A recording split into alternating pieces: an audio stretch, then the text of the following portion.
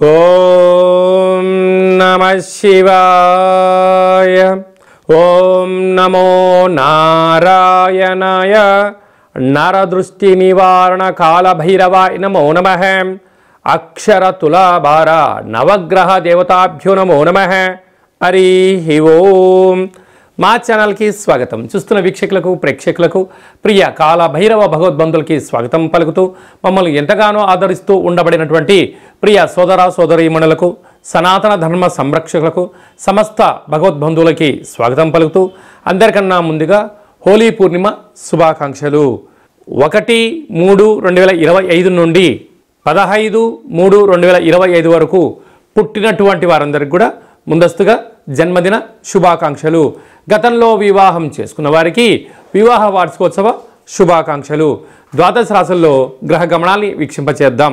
వృషభ రాశి వారికి ఎలా ఉండబోతుందో ఈ వీడియోలో సవివరంగా సంపూర్ణంగా తెలుసుకుందాం. వృషభ రాశిలో ఏ ఏ నక్షత్రాలు వస్తాయనగా కృతికా నక్షత్రంలోని 2, 3, 4 పాదాలు, రోహిణి నక్షత్రంలోని 4 పాదాలు, మృగశిర నక్షత్రంలోని 1, 2 పాదములు కలిపితే వృషభ రాశి. చాలామందికి పుట్టినటువంటి కాల సమయంలో డేటా ఆఫ్ బర్త్లో లేనటువంటి కారణం వలన పేరు యొక్క మొదటి అక్షరాన్ని అనుసరిస్తూ ఆ రాశిని తెలుసుకునే ప్రయత్నం చేద్దాం.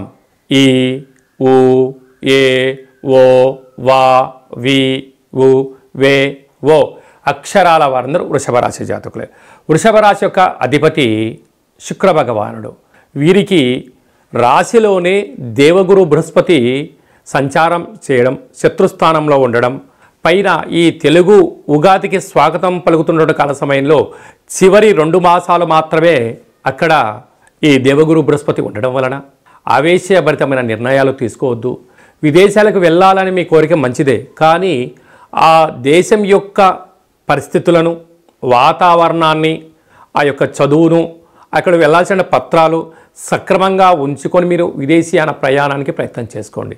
లేకపోతే సమయం, ధనం 2 వృధా అవ్వడమే కాకుండా విదేశాల నుంచి తిరిగి వచ్చే పరిస్థితి ఉంటుంది. ఎందుకనగా ఈ తెలుగు ఉగాది చివరి కాల సమయంలో షష్ఠగ్రహ కూటమి అనేటువంటి సంచార స్థితి రాబోతుంది.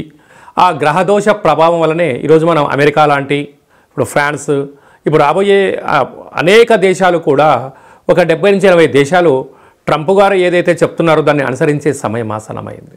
ఎందుకనగా చొరబాటుదారులు పెరిగారు, మా వృత్తులు పోయాయి, మా ఉద్యోగాలు పోయాయి, మా వ్యాపారాలు పోయాయి అనే పరిస్థితి ఉంటుంది. కనుక మనం కూడా సన్మార్గంలో వెళ్దాం, పత్రాలు సక్రమంగా ఉందాం, రాజసమైన జీవితాన్ని పొందుదాం అనేటువంటిది వృషభ రాశి వారి లక్షణం. కనుక దయచేసి తప్పులు చేయొద్దు, తప్పును ఎంకరేజ్ చేయొద్దు, మీరు విదేశాలకు వెళ్ళి బాధపడొద్దు అనేటువంటిది జ్యోతిర్విజ్ఞానం తెలియజేస్తుంది. 2వ స్థానంలో కుజుడు సంచారం చేయడం వలన, కుజదోష ప్రభావం కారణం వలన దయచేసి అప్పులు ఇవ్వద్దు, అప్పులు తెచ్చుకోవద్దు. దూరవాయు జల ప్రయాణాల్లో చాలా జాగ్రత్తలు అవసరం అని చెప్పి జ్యోతిర్విజ్ఞానం తెలియజేస్తుంది. అదే కాకుండా పంచమ స్థానంలో కేతు సంచార స్థితి ఉండడం వలన పిల్లలు, చదువులు, అభివృద్ధి. అదే కాకుండా మీ పిల్లలు చాలామంది ఎగ్జామ్స్ రాసే కాలం ఆసన్నమైంది. దయచేసి తల్లిదండ్రులు పిల్లలతో కొంతసేపు సమయాన్ని గడిపే ప్రయత్నం చేయండి. వాళ్ళు ఏం చదువుతున్నారు, వాళ్ళు ఎగ్జామ్స్కి ఎలా ప్రిపేర్ అవుతున్నారు అంటే జీవితం అనేది చాలా పొడవైంది. నేను ఇన్ని లక్షలు పోసాను, స్కూల్లో చేర్పించాను, ఇన్ని లక్షలు పోసాను, కాలేజీలో చేర్పించాను, నువ్వు మార్కులు తక్కువ వచ్చాయి అనేటువంటి దానికన్నా విధిలిఖితం ఎలా ఉంటే అది అలాగనే జరుగుతుంటుంది. అలా అని చెప్పి మీరు బాధపడద్దు, మీ పిల్లల్ని కూడా నిందించొద్దు. వారికి ఎలాంటి యోగం ఉంటే అలాగనే ఉంటుంది. అలా అని చెప్పి వదిలేసేదానికన్నా పరీక్షాకాల సమయంలోనైనా పిల్లలతో చాలా దగ్గరగా ఉండండి. వాళ్ళకి ఇష్టమైన ఆహారాలను ఏర్పాటు చేయండి, వాళ్ళకి ఇష్టమైన వస్తువులు కొనివ్వండి. మీరు తల్లిదండ్రులు దగ్గరగా ఉండి ఎగ్జామ్ సెంటర్కు తీసుకొని వెళ్ళండి.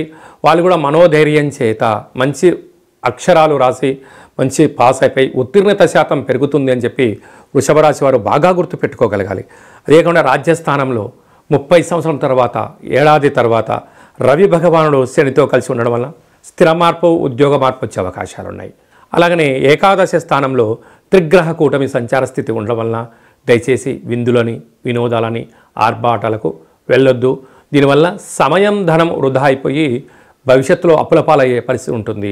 హోటల్ వ్యాపారస్తులు, మార్కెటింగ్ రంగంలో ఉండబడిన వారు, స్వీట్ హౌస్లు, అలాగనే ఫుడ్ హోటల్ నడిపించేటువంటి వారు, సాఫ్ట్వేర్ హార్డ్వేర్ వారు, అలాగనే వ్యవసాయ సోదరీమణులకు ఓపిక, పట్టుదల, శుచి, శుభ్రత అవసరం అని చెప్పి గుర్తుపెట్టుకోగలగాలి.